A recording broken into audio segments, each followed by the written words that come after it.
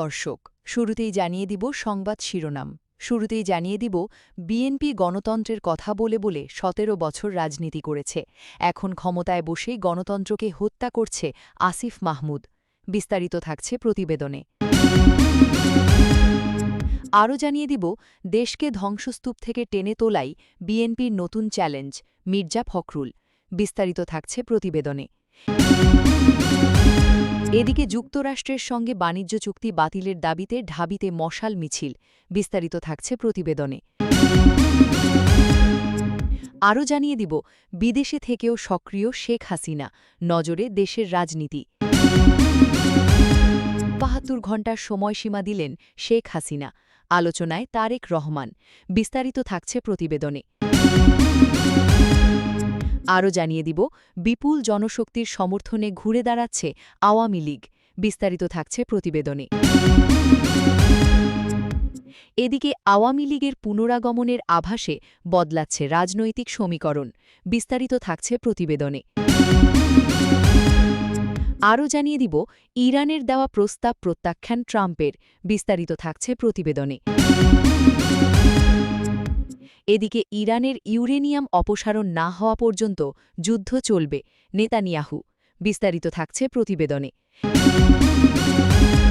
এবং সর্বশেষ জানিয়ে দিব হরমুজ প্রণালীতে জাহাজ চলাচলে ইরানের কঠোর নিষেধাজ্ঞা। এতক্ষণ শুনছিলেন সংবাদ শিরোনাম, এবারে বিস্তারিত। বিএনপিকে গণতন্ত্রের কথা বলে বলে বিগত ১৭-১৮ বছর রাজনীতি করতে দেখা গেছে, কিন্তু দলটির চেয়ারম্যান তারেক রহমান ক্ষমতায় বসেই গণতন্ত্রকে গলা টিপে হত্যা করছেন, এ কথা বলেছেন জাতীয় নাগরিক পার্টির মুখপাত্র আসিফ মাহমুদ সজীব ভুঁইয়া। স্থানীয় সরকারের বিভিন্ন জায়গায় প্রশাসক বসানোর পর প্রশাসকদের মেয়র পদে ভোট চেয়ে প্রচার সম্পর্কে কথা বলতে গিয়ে এই কথা বলেছেন তিনি। আসিফ মাহমুদ বলেছেন, স্থানীয় সরকারে যাদের প্রশাসক হিসেবে বসানো হয়েছে তারা প্রশাসকের পদে বসে থেকে ভোট চাইছেন। সিটি কর্পোরেশনের প্রশাসকের কাজ নগরকে পরিষ্কার পরিচ্ছন্ন রাখা, কিন্তু তারা প্রশাসক পোস্টার দিয়ে পুরো নগরের সব দেয়াল ভরে ফেলেছেন। বিএনপিকে গণতন্ত্রের কথা বলে বলে বিগত ১৭-১৮ বছর রাজনীতি করতে দেখা গেছে, কিন্তু তারেক রহমান ক্ষমতায় বসে গণতন্ত্রকে গলা টিপে হত্যা করছেন। নির্বাচনের নিরপেক্ষতার স্বার্থে আমরা এর আগেও দাবি জানিয়েছি, প্রশাসকের চেয়ারে বসে নির্বাচন করা যাবে না। যদি তারা নির্বাচনে অংশগ্রহণ করেন তাহলে নির্বাচনটা একদম শুরু থেকেই বিতর্কিত, একপক্ষীয় হবে এবং নির্বাচনে কোনো ধরনের লেভেল প্লেয়িং ফিল্ড অর্থাৎ সবার জন্য সমান সুযোগ থাকবে না। আজ রোববার বিকেলে রাজধানীর বাংলা মোটরে এনসিপির অস্থায়ী কেন্দ্রীয় কার্যালয়ে এক জরুরি সংবাদ সম্মেলনে প্রথম ধাপে ১০০ উপজেলা পৌরসভায় দলীয় প্রার্থী ঘোষণা করেছে এনসিপি। দলটির স্থানীয় সরকার নির্বাচন পরিচালনা কমিটি আয়োজিত এই সংবাদ সম্মেলনে সমসাময়িক বিভিন্ন বিষয়ে দলের অবস্থান তুলে ধরেন আসিফ মাহমুদ। সরকারের কাছে স্থানীয় সরকার নির্বাচনের স্পষ্ট সময়সীমা দাবি করে আসিফ মাহমুদ বলেন, স্থানীয় সরকার নির্বাচন নিয়ে বর্তমান সরকারের কাছ থেকে কোনো নির্দিষ্ট রূপরেখা এখনও পর্যন্ত আমরা পাইনি। চলমান হামের পরিস্থিতি সম্পর্কে সাবেক অন্তর্বর্তী সরকারের উপদেষ্টা আসিফ মাহমুদ বলেন, দেশে হামের প্রকোপ দিনকে দিন বেড়েই যাচ্ছে। আমরা মনে করছি খুব দ্রুত সময়ের মধ্যে এটাকে এক ধরনের জাতীয় সংকট হিসেবে চিহ্নিত করে এর মোকাবিলায় সরকার, বিরোধী দল সবাইকে এগিয়ে আসতে হবে। এই সময়ে কার দোষ বেশি কার দোষ কম এই কথা না বলে আমাদের একসঙ্গে এই সংকট মোকাবিলায় এগিয়ে আসতে হবে। হামের প্রকোপ বৃদ্ধির পেছনে কাদের অবহেলা কাদের অনিয়ম জড়িত আছে সেটাও সুষ্ঠুভাবে তদন্তের মাধ্যমে বের করে আনা প্রয়োজন। দেশে ল অ্যান্ড অর্ডার পরিস্থিতির অবনতি হচ্ছে বলেও অভিযোগ করেছেন আসিফ মাহমুদ। তিনি বলেন, বিগত অন্তর্বর্তী সরকারের সময় আমরা বারবার শুনেছি নির্বাচিত সরকার এলে সব সমস্যার সমাধান হয়ে যাবে, আইন শৃঙ্খলা পরিস্থিতি অনেক উন্নত হবে। বর্তমান সরকার ক্ষমতায় আসার পর স্বরাষ্ট্রমন্ত্রীর কাছ থেকে আমরা বারবার শুনি যে কোনো মব চলবে না, আইন শৃঙ্খলা পরিস্থিতি খুব ভালো আছে, কিন্তু মাঠের পরিস্থিতি ভিন্ন। জনগণের নিরাপত্তা নিয়ে এক ধরনের শঙ্কা তৈরি হয়েছে।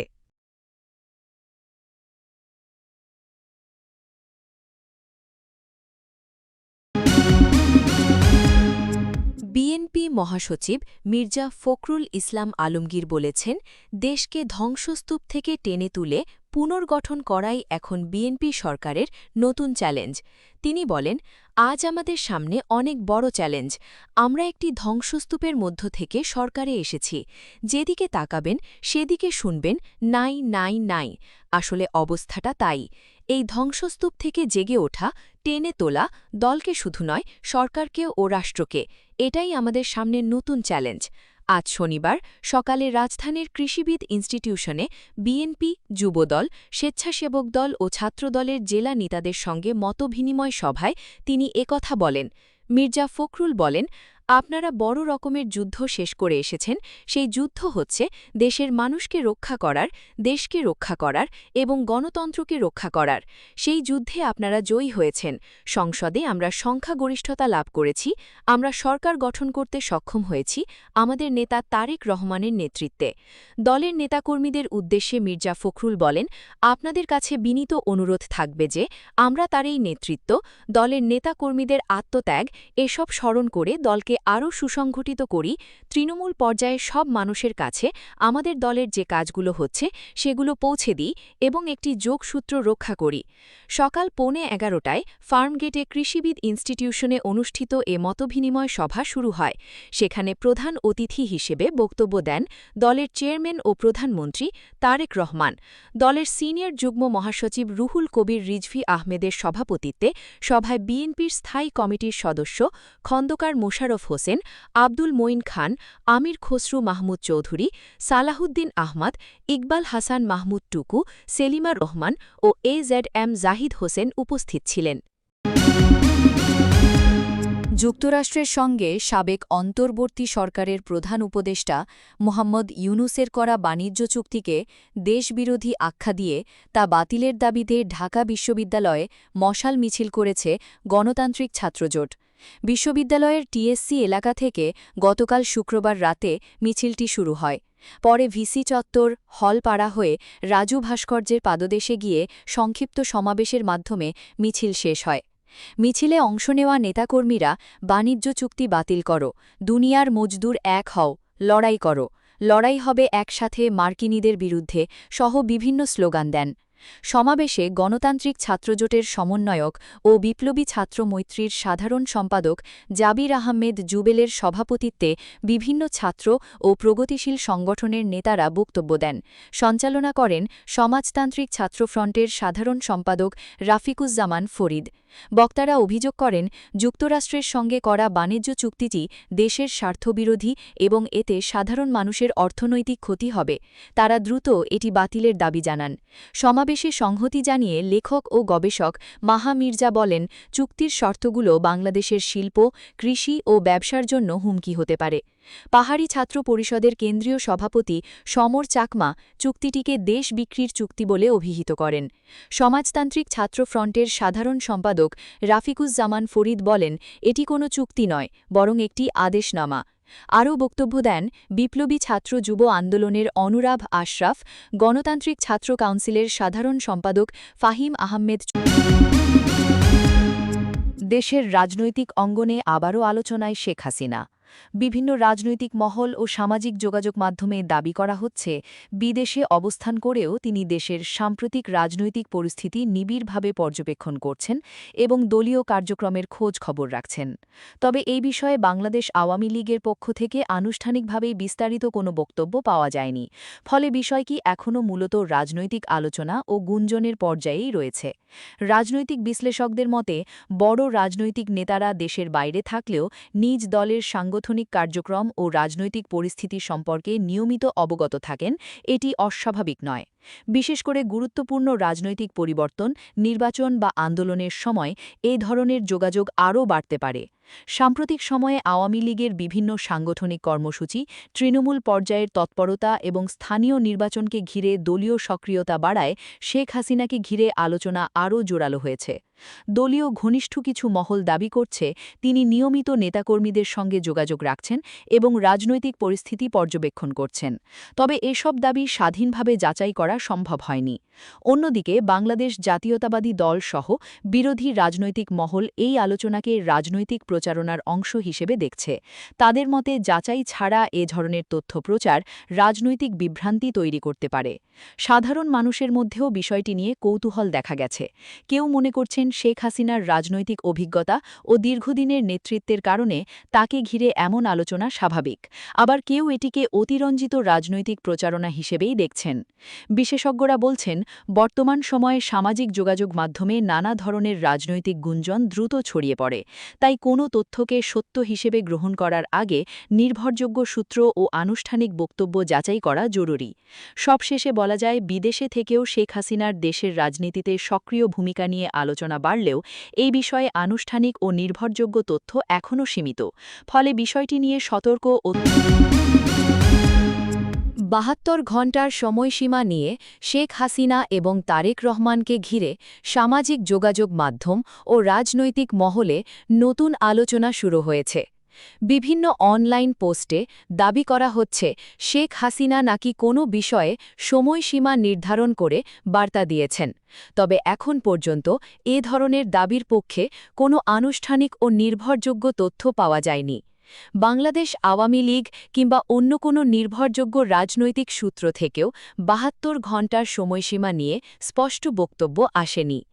রাজনৈতিক বিশ্লেষকদের মতে আল্টিমেটাম, চূড়ান্ত সময়সীমা বা কঠোর বার্তা এ ধরনের শব্দ রাজনৈতিক আলোচনায় প্রায়ই ব্যবহৃত হয় এবং অনেক সময় তা সামাজিক যোগাযোগ মাধ্যমে অতিরঞ্জিতভাবে ছড়িয়ে পড়ে। বাস্তবে এমন গুরুত্বপূর্ণ রাজনৈতিক বার্তা সাধারণত আনুষ্ঠানিক বিবৃতি বা সংবাদ সম্মেলনের মাধ্যমে জানানো হয়।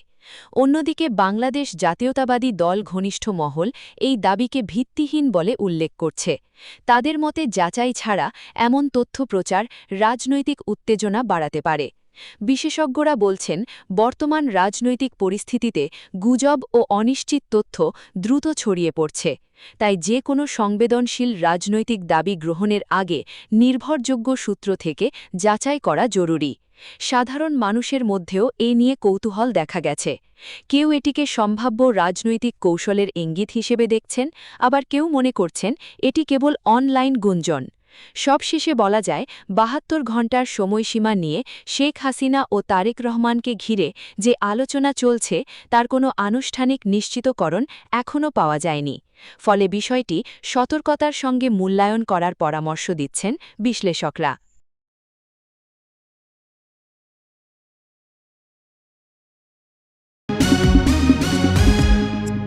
দেশের রাজনৈতিক অঙ্গনে নতুন করে আলোচনা শুরু হয়েছে বাংলাদেশ আওয়ামী লীগের সম্ভাব্য পুনরাগমন ও সাংগঠনিক সক্রিয়তা ঘিরে। সাম্প্রতিক সময়ে দলটির তৃণমূল পর্যায়ের কর্মসূচি, নেতাকর্মীদের সক্রিয় উপস্থিতি এবং স্থানীয় নির্বাচনকে ঘিরে প্রস্তুতি রাজনৈতিক সমীকরণে নতুন আলোচনার জন্ম দিয়েছে। রাজনৈতিক পর্যবেক্ষকদের মতে বড় রাজনৈতিক দলগুলোর মাঠ পর্যায়ের তৎপরতা দেশের রাজনৈতিক পরিবেশে গুরুত্বপূর্ণ প্রভাব ফেলে। আওয়ামী লীগের বিভিন্ন সাংগঠনিক কর্মসূচি ও জনসম্পৃক্ততা বাড়ার ফলে রাজনৈতিক অঙ্গনের নতুন কৌশল ও সমীকরণ নিয়ে আলোচনা জোরালো হয়েছে। দলীয় নেতাদের দাবি, উন্নয়ন কর্মকাণ্ড, দীর্ঘদিনের সাংগঠনিক ভিত্তি এবং কর্মী সমর্থকদের সক্রিয় অংশগ্রহণের কারণেই দলটি আবারও শক্ত অবস্থানে ফিরছে। রাজধানীসহ দেশের বিভিন্ন এলাকায় সভা, মতবিনিময় ও সাংগঠনিক কার্যক্রম বাড়ানোর কথাও জানা গেছে। পাশাপাশি বাংলাদেশ ছাত্রলীগ এবং বাংলাদেশ যুবলীগের মতো অঙ্গ সংগঠনগুলোর তৎপরতাও রাজনৈতিক অঙ্গনে আলোচনার বিষয় হয়ে উঠেছে। অন্যদিকে বাংলাদেশ জাতীয়তাবাদী দলসহ বিরোধী রাজনৈতিক মহল এসব আলোচনাকে রাজনৈতিক প্রচারণার অংশ হিসেবে দেখছে। তাদের মতে প্রকৃত রাজনৈতিক শক্তির মূল্যায়ন হবে জনগণের অংশগ্রহণে একটি অবাধ ও সুষ্ঠু নির্বাচনের মাধ্যমে। রাজনৈতিক বিশ্লেষকদের মতে পুনরাগমন বা সমীকরণ বদল এ ধরনের শব্দ রাজনৈতিক ভাষণে প্রায়ই ব্যবহৃত হয়। তবে বাস্তবে রাজনৈতিক প্রভাব নির্ভর করে জনসমর্থন, সাংগঠনিক সক্ষমতা, রাজনৈতিক পরিবেশ এবং ভবিষ্যৎ নির্বাচনী পরিস্থিতির ওপর। সাধারণ মানুষের মধ্যেও এ নিয়ে ভিন্ন মত দেখা যাচ্ছে। কেউ মনে করছেন আওয়ামী লীগের সাংগঠনিক শক্তি এখনও দৃঢ়, আবার কেউ বলছেন দেশের সামগ্রিক রাজনৈতিক ও অর্থনৈতিক বাস্তবতা ভবিষ্যৎ পরিস্থিতি। যুক্তরাষ্ট্রের দেওয়া প্রস্তাবের বিপরীতে যুদ্ধবন্ধে ইরানের দেওয়া জবাব প্রত্যাখ্যান করেছেন প্রেসিডেন্ট ডোনাল্ড ট্রাম্প। এর আগে মধ্যস্থতাকারী দেশ পাকিস্তানের মাধ্যমে নিজেদের জবাব দিয়েছিল তেহরান। রোববার কোনো বিস্তারিত তথ্য না দিয়ে নিজের মালিকানাধীন সামাজিক যোগাযোগ মাধ্যম ট্রুথ সোশ্যালে ট্রাম্প লিখেছেন, আমি মাত্রই ইরানের তথাকথিত প্রতিনিধিদের পাঠানো জবাবটি পড়লাম। এটি আমার পছন্দ হয়নি, পুরোপুরি অগ্রহণযোগ্য। ইরানের রাষ্ট্রীয় টেলিভিশনের বরাতে রাষ্ট্রীয় গণমাধ্যমগুলো জানিয়েছে, তেহরানের দেওয়া জবাবে সব ফ্রন্টে যুদ্ধ বন্ধ করা, বিশেষ করে লেবানন পরিস্থিতি এবং হরমুজ প্রণালী দিয়ে জাহাজ চলাচলের নিরাপত্তার উপর গুরুত্ব দেওয়া হয়েছে। তবে গুরুত্বপূর্ণ এই সমুদ্রপথটি কিভাবে বা কখন পুনরায় খুলে দেওয়া হতে পারে সে বিষয়ে কোনো ইঙ্গিত দেওয়া হয়নি। যুক্তরাষ্ট্রের পক্ষ থেকে একটি প্রস্তাব দেওয়া হয়েছিল। এর পরিপ্রেক্ষিতে পারমাণবিক কর্মসূচি সহ আরও বিবদমান বিষয়গুলো নিয়ে আলোচনা শুরুর আগে লড়াই বন্ধ করার বিষয়ে তেহরান এই জবাব দিল। ইরানের অর্ধসরকারি বার্তা সংস্থা তাসনিম জানিয়েছে, তেহরানের প্রস্তাবের মধ্যে রয়েছে সব ফ্রন্টে অবিলম্বে যুদ্ধ বন্ধ করা, যুক্তরাষ্ট্রের নৌ অবরোধ প্রত্যাহার, ইরানি তেল বিক্রিতে মার্কিন নিষেধাজ্ঞা সহ দেশটির ওপর থেকে সব ধরনের নিষেধাজ্ঞা প্রত্যাহার করা। দ্য ওয়াল স্ট্রিট জার্নাল নাম প্রকাশ করার স্বার্থে সূত্রের বরাতে জানিয়েছে, ইরান তাদের উচ্চমাত্রার সমৃদ্ধ ইউরেনিয়ামের কিছু অংশের মাত্রা কমিয়ে আনা এবং অবশিষ্ট অংশ তৃতীয় কোনো দেশে স্থানান্তরের প্রস্তাব দিয়েছে। পাকিস্তান ইরানের এই জবাব যুক্তরাষ্ট্রের কাছে পৌঁছে দিয়েছে বলে এক পাকিস্তানি কর্মকর্তা জানিয়েছে। যুক্তরাষ্ট্র ও ইরানের চলমান উত্তেজনার কেন্দ্রে এখন সবচেয়ে গুরুত্বপূর্ণ ইস্যু হয়ে উঠেছে ইরানের উচ্চমাত্রায় সমৃদ্ধ ইউরেনিয়ামের মজুদ। ইসরায়েলের প্রধানমন্ত্রী বেঞ্জামিন নেতানিয়াহু স্পষ্ট করে জানিয়েছেন, ইরানের ইউরেনিয়াম অপসারণ না হওয়া পর্যন্ত এই সংঘাতের সমাপ্তি হবে না। মার্কিন সংবাদমাধ্যম সিবিএস নিউজের ওয়াশিংটন বিষয়ক প্রধান প্রতিনিধি মেজর গ্যারেটকে দেওয়া এক সাক্ষাৎকারে নেতানিয়াহু বলেন, আমার মনে হয় এই যুদ্ধ থেকে আমরা ইতোমধ্যে অনেক কিছু অর্জন করেছি। এখন যুদ্ধবিরতি চলছে, কিন্তু যুদ্ধ শেষ হয়নি। যতদিন ইরানের সমৃদ্ধ ইউরেনিয়াম অপসারণ না করা হবে, ততদিন এই যুদ্ধ চলবে। ইরানের পারমাণবিক স্থাপনায় বল প্রয়োগ করে অভিযান চালানো হবে কিনা এমন প্রশ্নের জবাবে নেতানিয়াহু সরাসরি কিছু বলতে অস্বীকৃতি জানান। তিনি বলেন, আমি এ প্রশ্নের উত্তর দেব না। আমাদের সামরিক পরিকল্পনা বা সম্ভাব্য পদক্ষেপ নিয়ে আমি এখানে কোনো মন্তব্য করতে চাই না। জাতিসংঘের পারমাণবিক তদারকি সংস্থা আন্তর্জাতিক আণবিক শক্তি সংস্থা IAEA এর তথ্য অনুযায়ী ইরানের কাছে বর্তমানে প্রায় 400 কেজি ইউরেনিয়াম রয়েছে, যা 60% বিশুদ্ধ। বিশ্লেষকদের মতে এই ইউরেনিয়াম যদি 90% বিশুদ্ধতায় উন্নীত করা যায়, তাহলে তা দিয়ে একাধিক পারমাণবিক অস্ত্র তৈরি করা সম্ভব।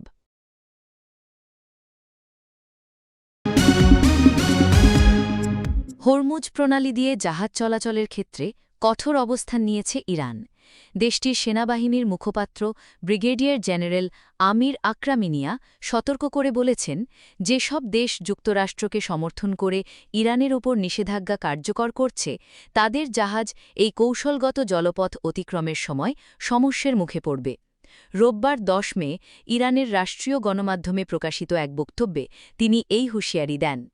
আক্রামিনিয়ার ভাষায়, এখন থেকে যেসব দেশ যুক্তরাষ্ট্রকে অনুসরণ করে ইসলামী প্রজাতন্ত্র ইরানের বিরুদ্ধে নিষেধাজ্ঞা কার্যকর করবে, তারা অবশ্যই হরমুজ প্রণালী দিয়ে চলাচলের সময় বাধার সম্মুখীন হবে।